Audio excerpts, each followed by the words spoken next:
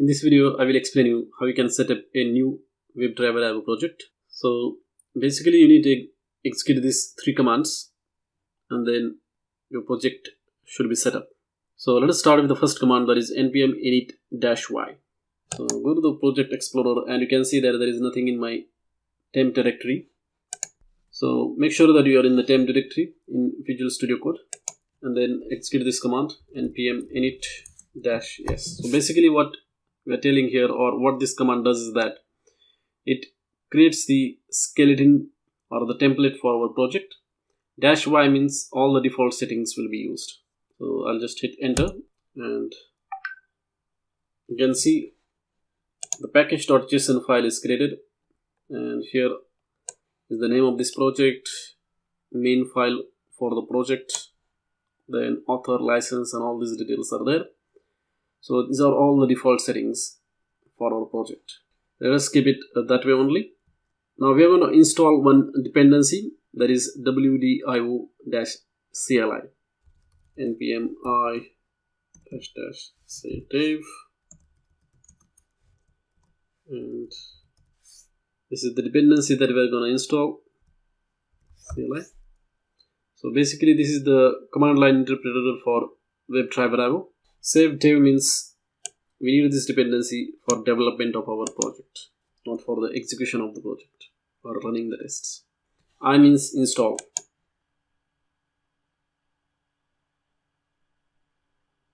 After you hit enter, it will download the dependencies, and it will store under node_modules directory in our temp directory or the current directory that we are on.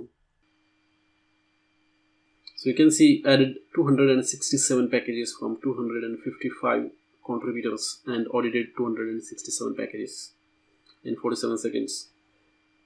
So you can see here it has created package-lock.json file. So you don't need to bother about this file. This file is automatically created by npm. And if you look at in the package.json file, you will see there is one additional property that is added, dev dependencies, and this is the version for the CLI. And here is our node_modules directory, and you can see all these dependencies are automatically added because this particular package or the dependency needs or requires all these dependencies. So it has downloaded all the transitive dependencies as well. Okay, let's move forward.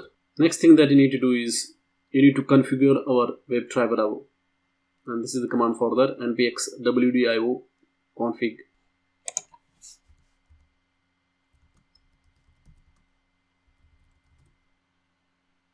So as soon as we execute this command, it will ask you several questions like where should your tests be launched. So let us keep it local.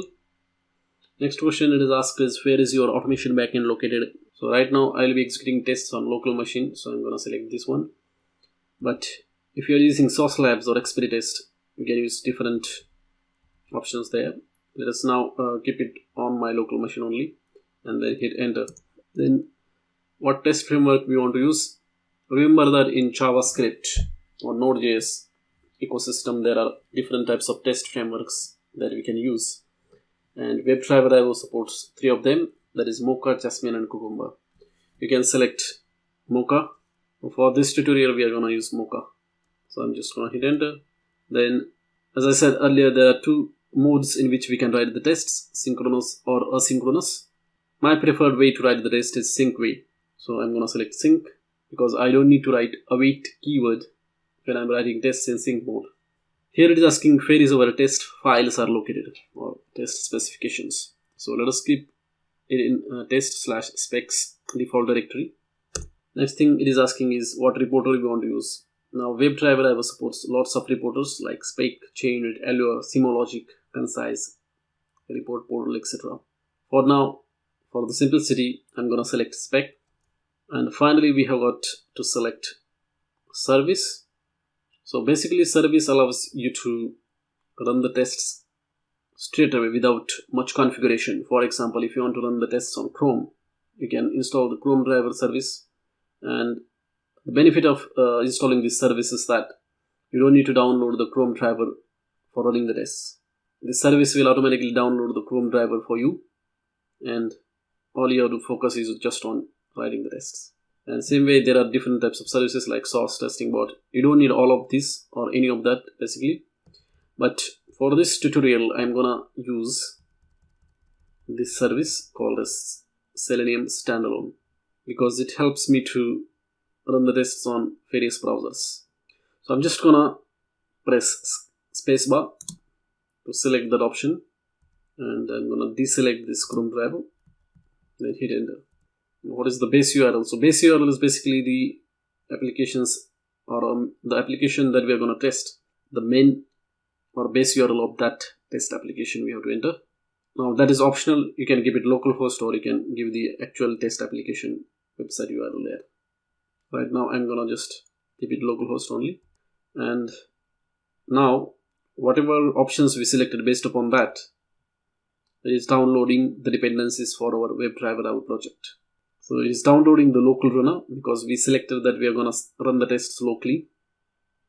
Then we also selected the Mocha test framework. So it is downloading Mocha framework. The spec reporter and Selenium standalone service as well. So configuration file was created successfully. To run your tests, execute wdio run wdio.conf.js. So after execution of these commands, you can see there is additional one file that is created, wdio.conf.js, and this is the most important file in WebDriver Avo. In this file we can configure various options like on what browsers you want to execute the tests, where our tests are located, and lots of other settings are there. In upcoming videos I'm gonna explain you what options are there or how you can configure this wdio.conf file. So that's it in this video. In next one I will explain you how you can write your first test in WebDriver Avo. Thanks for watching this video.